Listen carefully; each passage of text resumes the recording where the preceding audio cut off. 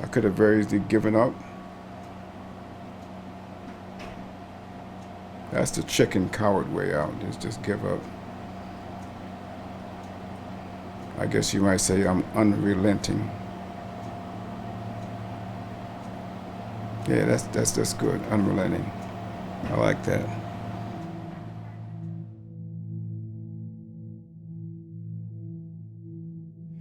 We was given orders to suit up, suit up with a helmet, no other equipment, a rifle, of course, and jump into a trench.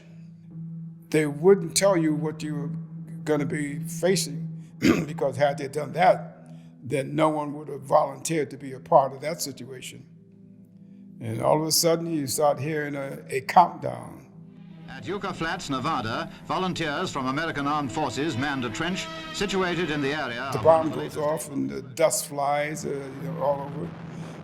You actually see the bones in your arms and your hands because of the flash of the radiation.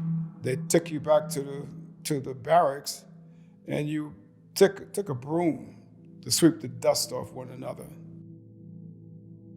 The only thing that they told you not to do is after swearing you to a secrecy oath, was that you cannot talk about it to your family, doctor, anyone else, or be punished by imprisonment or thousands of dollars in fines. And really, you couldn't talk about it because you still didn't know what had just happened. And it's only years after that I actually found out what did happen. The government first used mannequins to get results. Those results were not good enough, so they had to use live bodies to test to see what would happen to the human body under a nuclear war. My name is Hank Bolden. I'm an 83-year-old atomic veteran.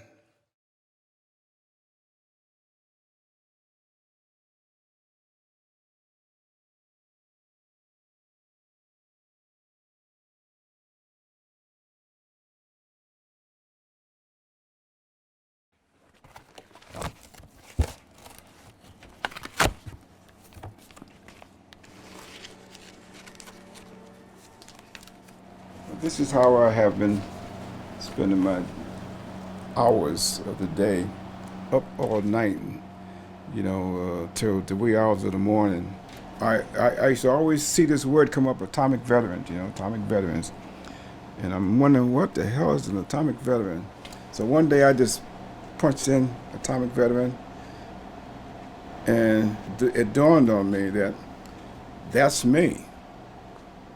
What was going through your head at that moment? Proving it. Because the federal government said that event never happened.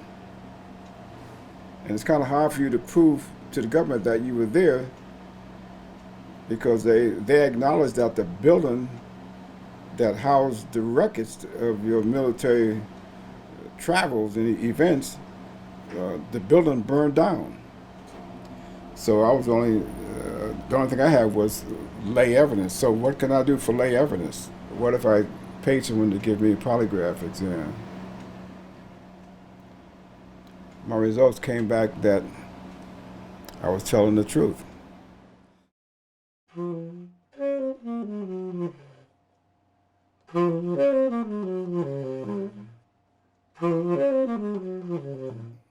I see nothing but music in my eyes. It's in my blood. It's what's keeping me going right now. Before I went into the Army, I had started playing music at the age of 14. So music had already, settled in my bones. That's what I wanted to do. After I got to the Army, I decided I wanted to continue, and that's when I started going to Hart School of Music in 1958. But when I started there in 1958, I got the opportunity to start playing professionally with different bands on the road, so I left school.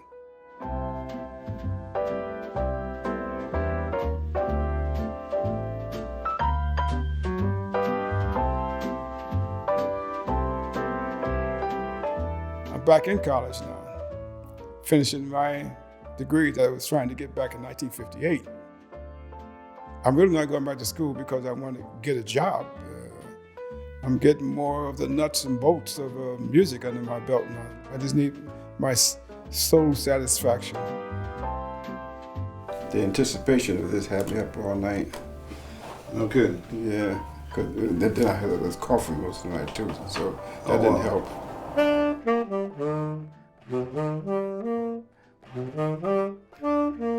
me to write that down? No.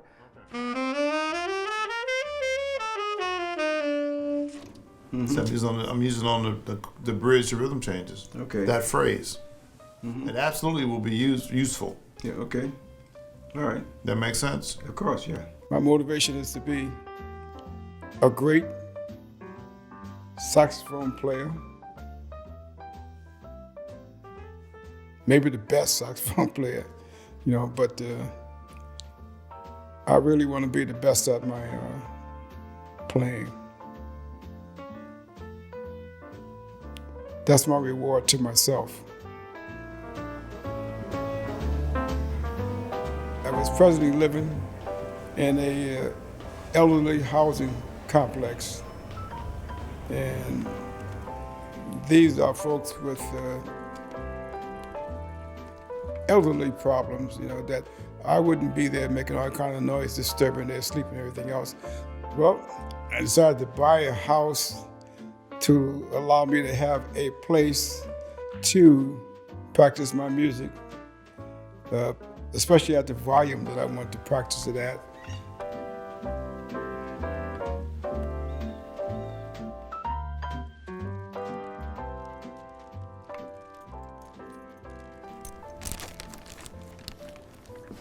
I can see my grandkids out here now, cutting the grass. The legacy that I'm trying to leave is don't give up, don't just quit. And a lot of the veterans have done just that. They just quit. I've met a lot of other veterans who say they are atomic veterans, who have not been able to prove that they were injured by radiation. Those who led the government when these decisions were made are no longer here to take responsibility for what they did. They're not here to apologize to the survivors, the family members of the communities whose lives were darkened by the shadow of the atom and these choices. So today, on behalf of another generation of American leaders and another generation of American citizens, the United States of America offers a sincere apology to those of our citizens who were subjected to these experiments, to their families, and to their communities.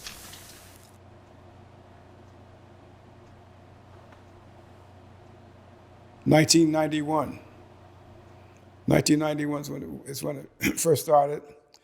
And when I was diagnosed with the cancer, I was given 3.5 to 4 years to live, which meant that by 1995, I was supposed to have been dead. So here we are in 2020, and I'm still alive. I'm actually having a ball, even under the circumstances. I'm really enjoying life now.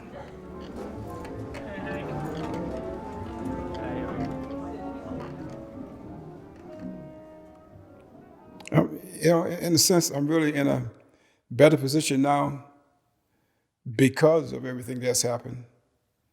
I don't think I'd be in this situation, in this place in life right now, had all the things in the past not happened.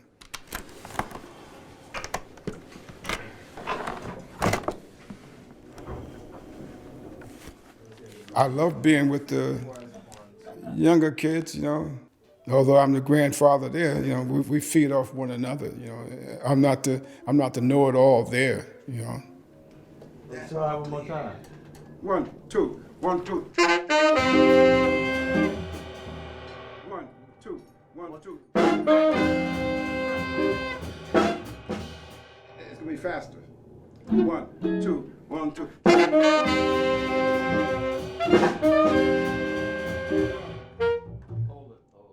We have great rapport.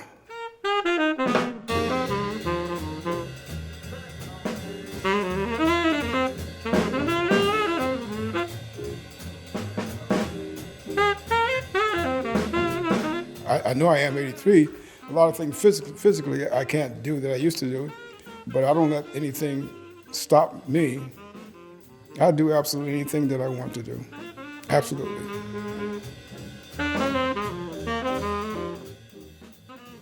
I'm accomplishing now what I really want to do in life. You know. There's no end thought.